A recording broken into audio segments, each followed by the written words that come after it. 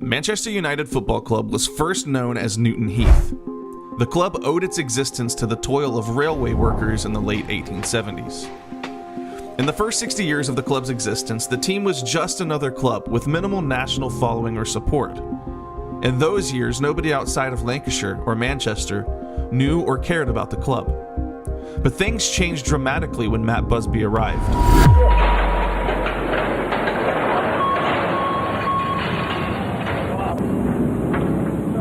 As I stand here tonight in this distinguished gathering, my mind goes back over the years to the day of my birth in a small village in Scotland. I was born in a pitman's cottage, and the doctor who delivered me said, "A footballer has come to this house this day." He may have said that about most of the boys with whom he delivered, but in my case, it very nearly was proved wrong. Matt Busby was a pioneer in football management. He was a firebrand. He took a hands-on approach, often willing to lace up his own boots and train with his team. Stephen Wagg, a football historian, noted that before Busby arrived, it was rare for football fans to even know the name of the manager for any football club. It was nearly unheard of for a manager to be the sole arbiter of team affairs. Busby did not bend the knee to anyone when it came to his football club. After the war, Matt Busby was lucky, I must say this, to have a team of players that could play, even though most of them were veterans. So until Matt got his young boys ready, giving them time to get them ready, he used his old players. Then, of course, come the Busby babes. And Matt's foresight, Matt's ability, everything that a man needs to be a football manager, Matt Busby has. When the astonishing crop of talents delivered by Manchester United's youth programme in the mid-1950s came to be called the Busby Babes, it was confirmation of the extent to which one man had stretched the public perception of how influential a manager could be in the creation of a team and their playing style. The notion is something that Stephen Wagg called the Busby as his own man phenomenon. The Second World War had a massive impact on the culture of English football. Players rejected the traditional mode of management.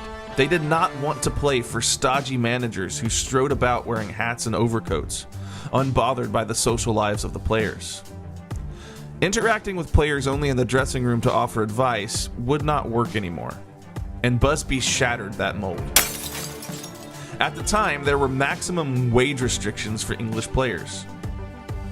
Busby, determined to treat his players with all the luxury that he could afford them, offered his players memberships to local golf clubs, free movie tickets, nights in the most luxurious hotels, and Busby accompanied the players as often as he could so that he could establish a bond with his team. It was great. It was paradise, and I think a lot of that's down really to Sir Matt, because he let everybody know that everyone in the club was as important as anyone else. The result was that United played a dominant, free, and beautiful brand of football. The youngsters on his team, the Busby Babes, were ascendant. And that's what makes the next chapter so tragic. 23 people were robbed of their lives. 8 of them would have enjoyed extraordinary careers. They were robbed of achieving their dreams.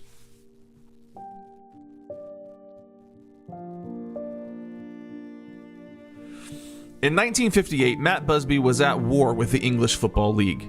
Busby foresaw the prestige that would be awarded to clubs that won European trophies. Not everything could be centered around an English campaign.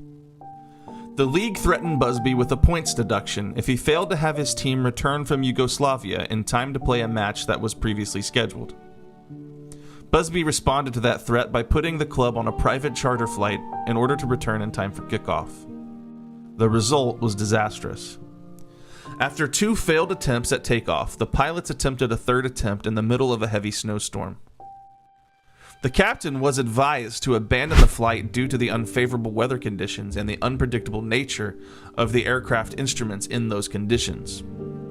The captain dismissed the instruction and opted to recalculate his throttle speed. He thought that if he could just slow down his throttle on takeoff, that he could avoid the engine trouble that the plane experienced on the first attempts. The world will never know exactly how good the Busby Babes might have been. We were robbed of that history on that snowy day in Munich in 1958. Bobby Charlton said this: "Before Munich, it was Manchester's club. Afterwards, everyone felt they owned a little bit of it." There's an undeniable truth to Charlton's statement. Sadly, in 1949, players of an Italian club perished in a similar air disaster. And yet that event is largely lost to history, at least to us. But the Munich crash is collectively remembered by all fans of the beautiful game. Why is this disaster the one that sticks in the collective conscience of football fans?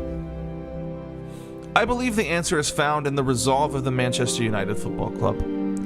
The answer is found in the fighting spirit of the people of Manchester.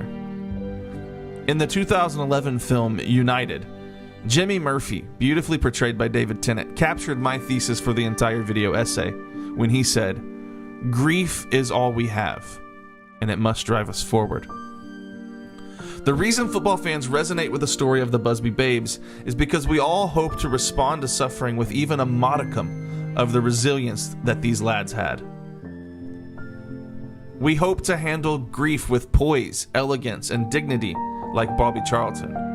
And we hope to spring to heroic action in the face of suffering, like goalkeeper Harry Gregg, who tried to save everyone he could save. Come back, you bastards! There's people alive in there! I went back in through the hole I came out of, and I found the little child.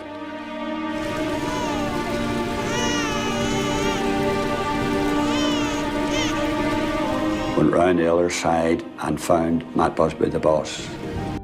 When suffering is imminent, we all hope that we will be united.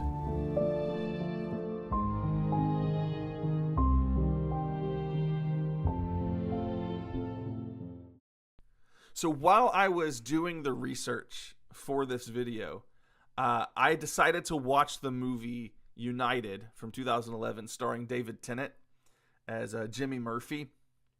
And that movie wrecked me, dude. I actually cried on camera while reacting to that movie. It's available on my Patreon. Now, you don't have to join at a monthly tier, okay? So if you just want to see my reaction to United, and you don't want to commit the money to a monthly subscription, you don't have to. You can click the link in the description. It'll take you to the United movie itself. It's a one-time purchase.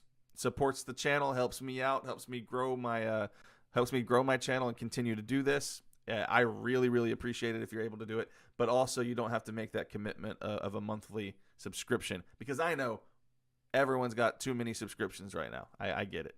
So check that out if you're interested. The link is in the description underneath this video.